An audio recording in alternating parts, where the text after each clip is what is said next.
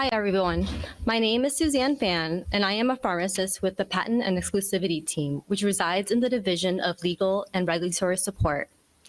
I'm excited to be here today to discuss an important topic, minor regulatory errors with major consequences.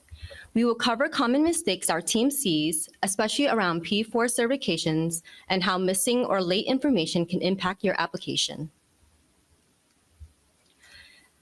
In this presentation, we will review the requirements for proper documentation of notice of P4 certification, review patent certification requirements for ANDA submissions, and lastly, we will also go over 2 other important reminders.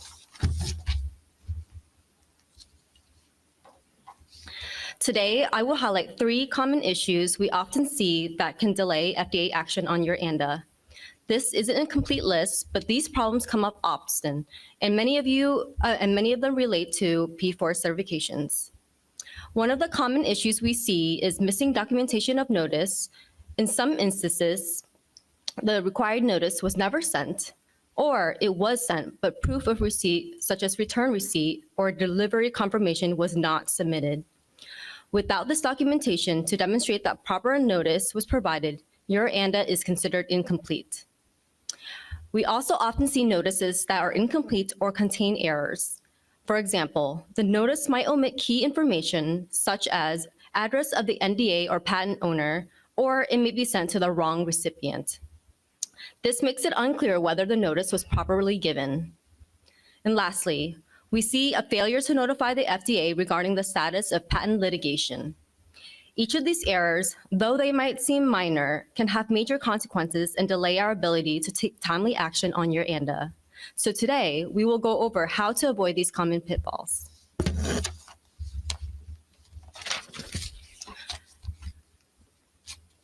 Okay. Under 314.95E, if your original ANDA submission contains a P4 certification, you're required to send notice to each owner of the patent that is subject of the P4 certification or their designated representative, and the NDA holder. If the NDA holder does not reside or maintain a place of business within the United States, the notice must instead be sent to their attorney, agent, or authorized official. You can find this information by contacting the Orange Book. This notice must be sent within 20 days of receiving an acknowledgement letter from the FDA.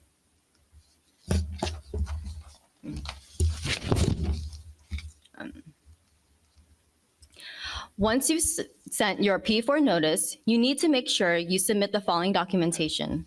First, proof that the notice was sent and received. This means providing documentation like delivery confirmation or signed receipts that shows the date the notice was received. You have 30 days from the last date the notice was received to submit this to us. Second, if the NDA or patent holder filed a lawsuit against you in response to your P4 notice, you must also let us know. So again, please make sure you submit proof of receipt within 30 days and notify us of any legal action. Failure to provide these documentations may prevent us from taking action on your ANDA. In such cases, we may issue a policy-only complete response letter until the deficiency is resolved. So what constitutes adequate documentation of notice? Again, when sending a P4 notice, you need to provide proof of both sending and delivery. To show that notice was sent, you need a receipt from registered mail, certified mail, or designated delivery service. To show that notice was delivered, you need a return receipt, signature proof of delivery, or a letter confirming receipt by the person provided the notice. If you plan to use a different type of documentation, it must be pre-approved by the FDA. Now, regarding the recipient, the return receipt needs to clearly identify the recipient. This ensures that there is no confusion about whether a recipient received the notice and when it was delivered. Again, just to be clear, the return receipt should always include a recipient. This is key to proving the notice was properly delivered. The notice itself does not need to be submitted, just documentation to show to whom it was sent and the date the notice was received. Here are examples of return receipts issued by various designated delivery services, which serve as proof of delivery. Some commonly used options include UPS, FedEx, and DHL. As a disclaimer, I am not highlighting or promoting any specific carrier over another. The key takeaway here is that whatever service is used, the return receipt must contain the necessary details to verify delivery. Here's what we look for when we're reviewing the delivery information. First, the delivery date is really important because if you get sued, we need this date to calculate the 30-month stay and to check if the lawsuit was filed within the 45-day period. And remember, this is all based on the latest return receipt, not just any receipt, but the most recent one. This only applies to the 30-month stay and not the 7.5 or 8-year exclusivity periods. Next, we need proof of signature to confirm the package was delivered. And lastly, the name of the person who received the package has to be clearly documented. This confirms that an actual recipient received it. I will now go over later listed patents and how the notice requirements for these patents are similar to or different from those that apply to the original ANDA submission. So what is a later listed patent? A later listed patent is one that is submitted for listing in the Orange Book after an ANDA has been received, but before it has been approved. For a later listed patent to be considered timely listed, it must be submitted for listing within 30 days of patent issuance. If that timing requirement is met, that patent is considered timely and you are required to address it. If you choose to submit a P4 certification to a timely later listed patent, you're required to follow the same notice requirements as an original ANDA submission. This means sending notice to the NDA and patent owner and submitting proof of receipt. However, if the patent is not timely listed, meaning it was not submitted within the 30-day window, it is considered late listed. In that case, you are not required to address the patent and the notice requirements do not apply. If you believe that the newly listed patent information is untimely within the meaning of 314.94 A12.6, please submit a justification setting forth the basis for why the patent information should be considered untimely. So similar to how new patents can be listed, an NDA holder can also submit new use codes for previously submitted patents. And if these new use codes are timely filed, it is your responsibility to address them just as you would with any newly listed patents. Another important reminder I have is, even if you've already submitted a P4 certification earlier in the process, that does not sufficiently address newly listed patent information. If new information is updated, you're required to submit new patent certification or a Section 8 statement as appropriate. If you fail to address these newly listed patents and use codes, we will consider your application incomplete.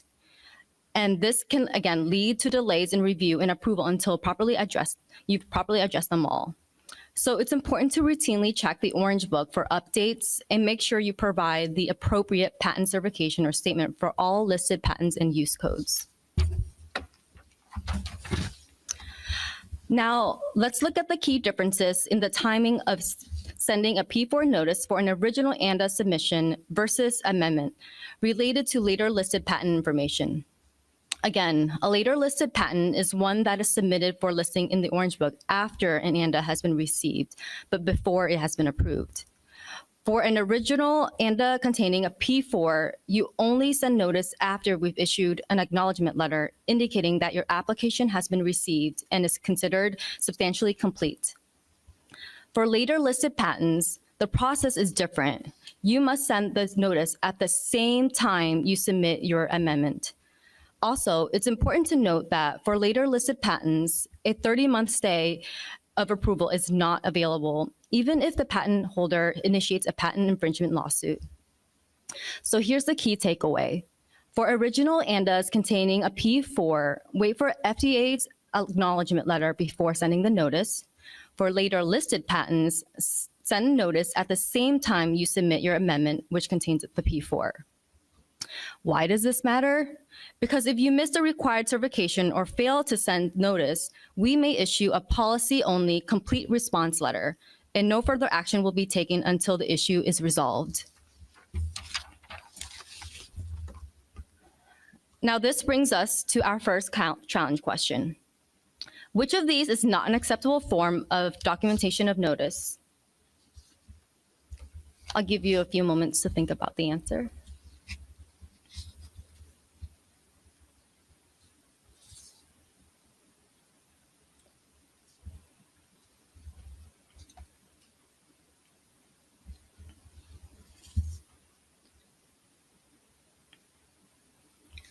Okay, for those of you who think the answer is A, please raise your hand. And what about B? Okay, so for those who answered B, that is the correct answer. Option B is not an acceptable form of documentation of notice because in this example, there is no confirmation that notice was signed for by a recipient. Acceptable form of documentation of notice must include proof of receipt, such as a signed return receipt or a signature record from a designated delivery service. Option A is an acceptable form of documentation of notice because it states that the notice was signed for and includes a recipient's name. Challenge question number 2. If a patent or use code is listed in the FDA's Orange Book after an ANDA has been already submitted, when must an applicant send the required notice after submitting an amendment or supplement to its ANDA that includes a P4 certification? Okay, I'll give you a few moments to think about the answer again.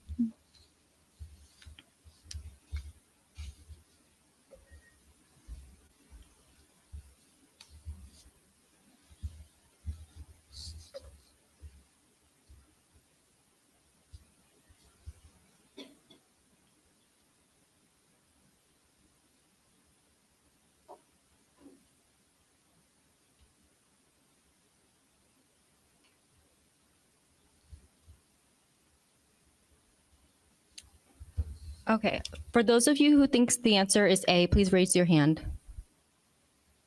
Okay. B? C? How about D?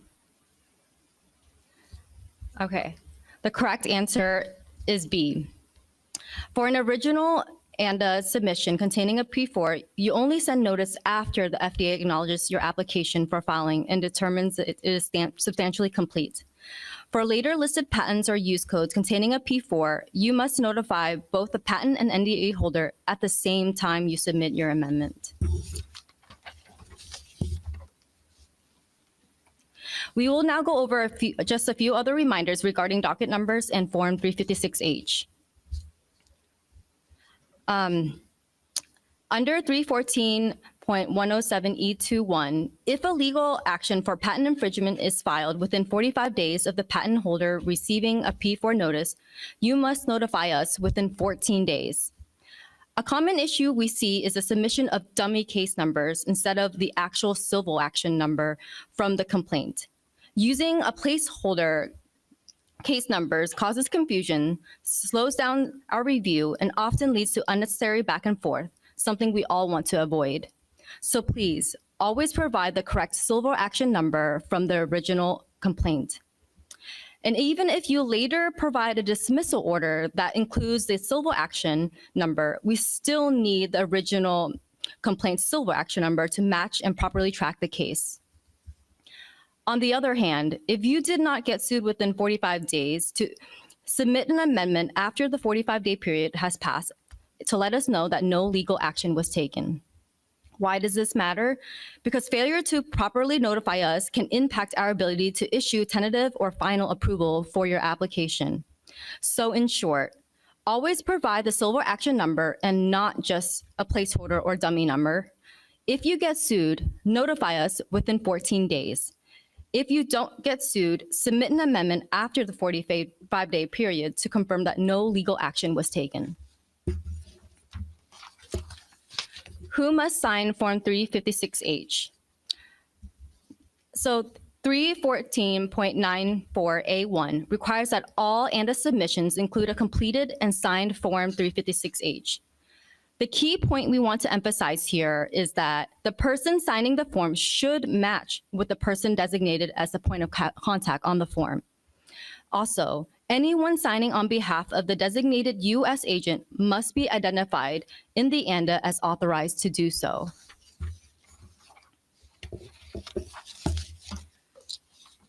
To close out, let's quickly review the key points from today's presentation.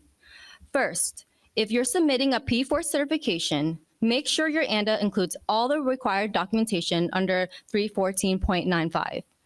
This includes sending notice to both the NDA and patent holders and making sure the notice is sent at the correct time. For original ANDA submissions, the notice must be sent within 20 days after receiving an acknowledgement letter.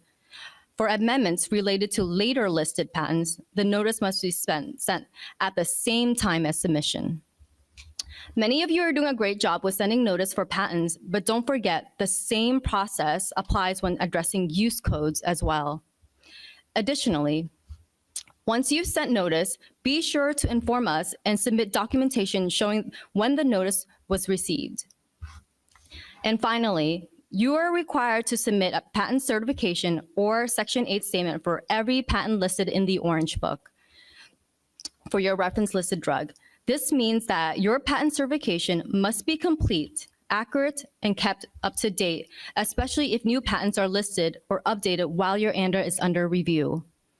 So in short, the key takeaway is this: make sure your P4 notices are complete, timely, and properly documented, and always keep your patent certifications accurate and up to date. Missing any of these steps can delay FDA action on your ANDA application. And with that, this concludes my presentation. Thank you all for your attention.